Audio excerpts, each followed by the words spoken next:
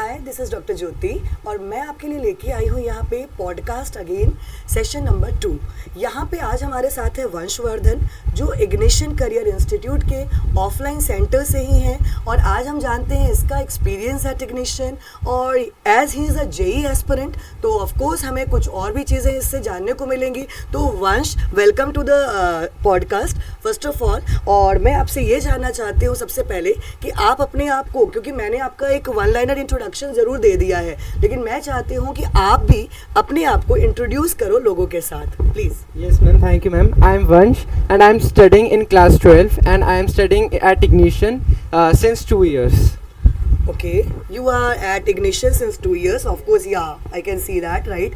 So, बेटा, जैसे अभी आपने बताया मुझे कि you are at Ignition since 2 years, तो क्या आप few lines में अपनी जर्नी at Ignition शेयर करना चाहोगे?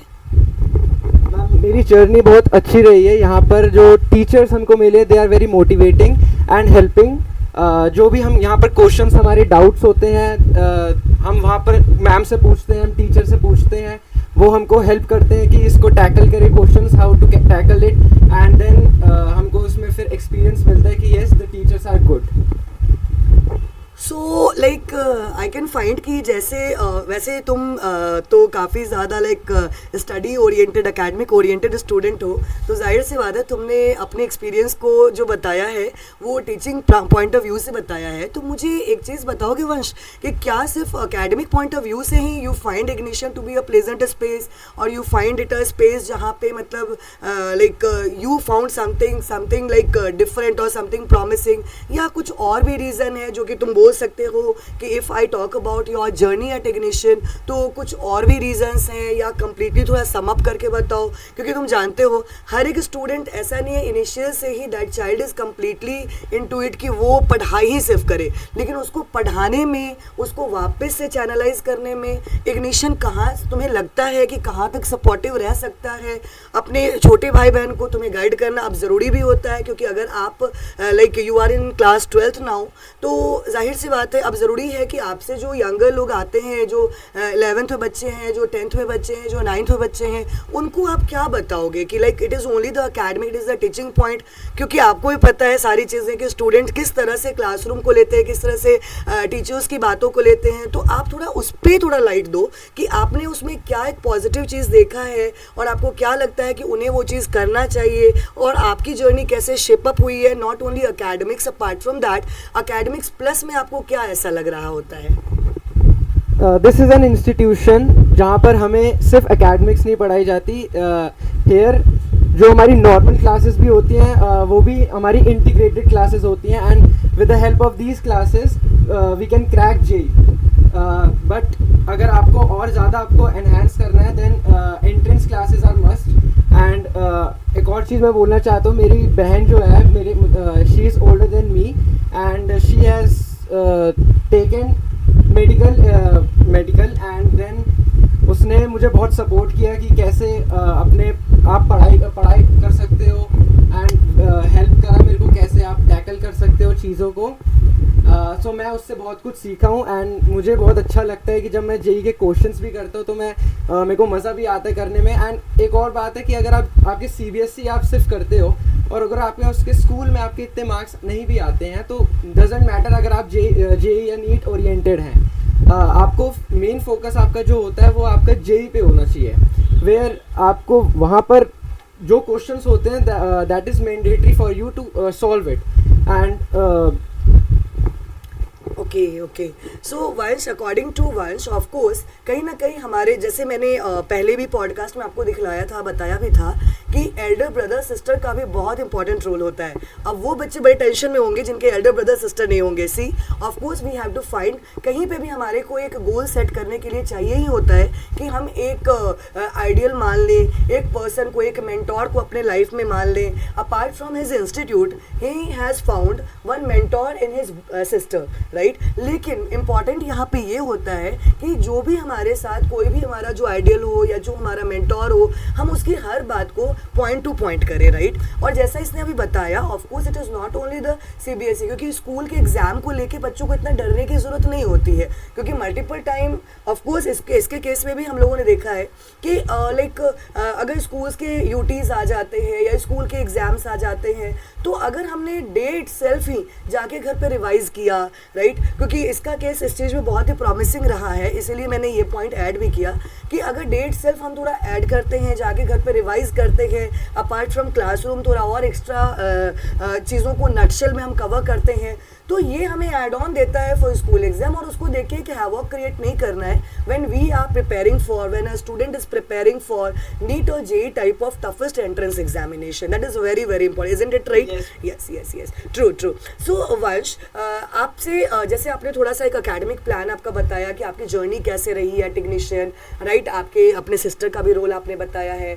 नाउ पॉइंट इज कि like because you are in class 12 right now, तो आपका 10th का स्कोर कैसा रहा है और 10th का स्कोर के लिए आपने किस तरह से पढ़ाई करी है? 1 और 2 लाइन में आप बोर्ड एस्पिरेंट के लिए भी थोड़ी बातें बता दो। Ma'am, I have scored 93% in 10th class and board exam के लिए मैंने जब जो हमारे स्कूल में हमारी पढ़ाई होती थी और जो हम ट्यूशन्स में पढ़ते थे, जो भी हमको होमवर्क यहाँ मिलते थे, जो भी असाइनमेंट्स मिलते थे, वो मैं घर जाकर उसे पूरा करता था। और जब भी मैम टीचर हमको बोलते थे कि ये हमको दिखाओ, तो मैं उसको दिखाता भी था कि हाँ ये मैंने करा है। So that help me to get 93% in 10th class.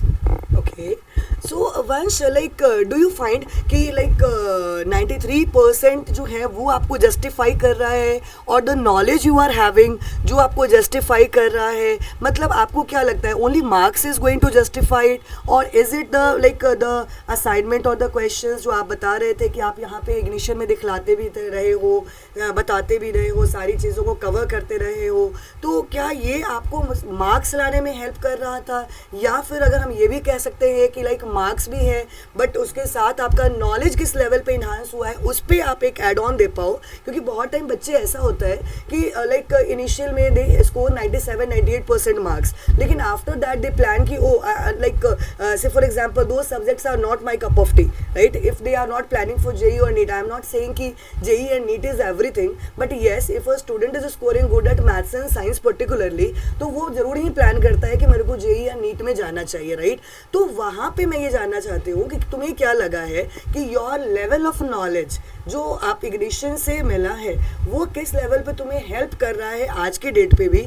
और लाइक जैसे तुमने 10th से ज्वाइन किया, तो क्या आप बताना चाहोगे कि इतने अर्लियर बच्चों को प्रिपरेशन स्टार्ट करनी चाहिए, and what you expected at Ignition and what you found at ignition?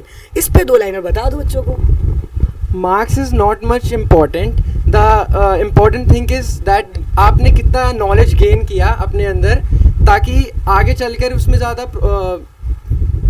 बहुत ज़्यादा कोई क्रिएट ना हो, कोई सर्कमस्टांसेस में हम कुछ भी कर सकें। एंड एक चीज़ और है कि अगर जैसे इग्निशन में यहाँ पर टीचर्स जो हैं very motivating, but important thing is that you have to be motivated by yourself, because of which and उससे क्या होता है कि जब हम कुछ भी पढ़ते हैं तो हमको लगता है कि हाँ जो हम कर रहे हैं हमको करना है। उससे ये नहीं है कि दूसरा वाला कर रहा है उससे हमको कोई मतलब नहीं है, भाई हमको अपना करना है, सिर्फ हम अपना करेंगे। उससे हमारे हेल्प होगी जेईई निकलने में या नीट निकलने में, उसमें हमारे मार्क्स आएंगे और वो हमारे करियर के लिए भी इम्पोर्टेंट है। Okay, that's too great. You have thrown a good light at your words and your strategy, your journey as well. So now I think this is very casual question. I would just say कि you scored 93% and of course at that point of time like multiple number I can see faces as well hereby also. तो आपके साथ students ने 97-98% भी marks score किया, कुछ ने 90% भी marks score किया, right? And like बस एक normal सा casual सा question आपके लिए कि why you selected ignition only for your JEE examination preparation plan and all? क्यों ignition को क्यों select किया है आपने? अकॉर्डिंग टू मी जो अदर इंस्टीट्यूशंस है वहाँ पर जो बैचेस होते हैं वहाँ पर बैचेस वेरी लार्ज होते हैं और वहाँ पर जो स्टूडेंट्स होते हैं उनकी बहुत सारे स्टूडेंट्स होते हैं, जिसकी वजह से जो टीचर है वो हर एक स्टूडेंट के ऊपर फोकस नहीं कर पाता है। लेकिन यहाँ पर हमको अच्छे से सब टीचर्स मोटिवेट करते हैं एंड हमको हेल्प करते हैं कि क्वेश्चंस कैसे कर सकते हैं, तो ये मुझे ज़्यादा अच्छा लगता है। और यहाँ पर PTMs भी कंडक्ट किए जाते हैं जिसमें हम पेरेंट्स एंड टीचर्स बात कर सकते हैं अपने स्टूडेंट्स के ऊपर कि कैसे वो पढ़ाई कर रहे हैं, उनके एकेडमिक बिहेवियर के बारे में, तो that is good.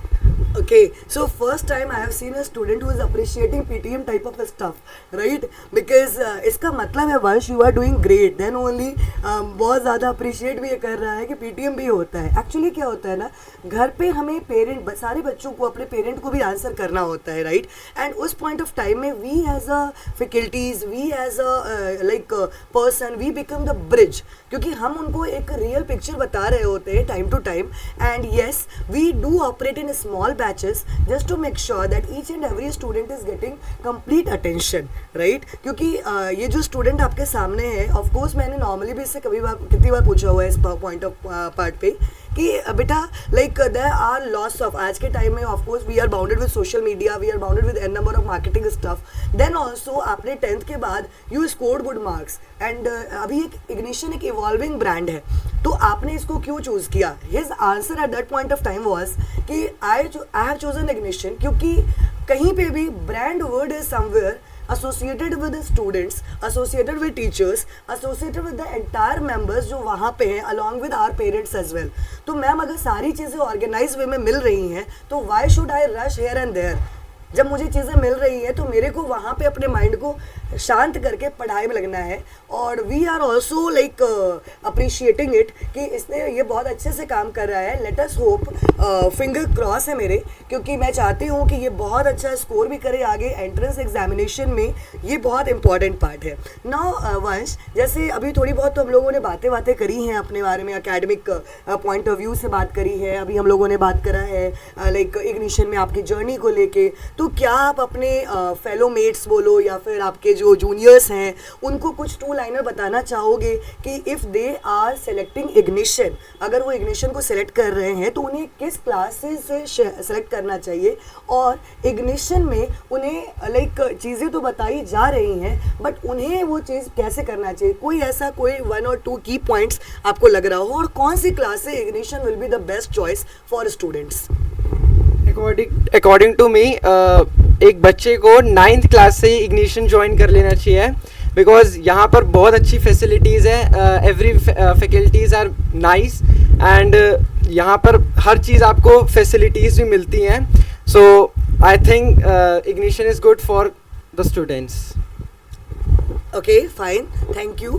Of course, facilities we do provide, but it's nice that you appreciated it, and you as a student, not you only as a student, of course we will be entering with multiple number of podcasts with our different student for the time, जिसमें आपको ये चीज़ें पता भी चलेंगी कि how ignition is working day by day अपने आप को एक evolving brand बनाने के लिए।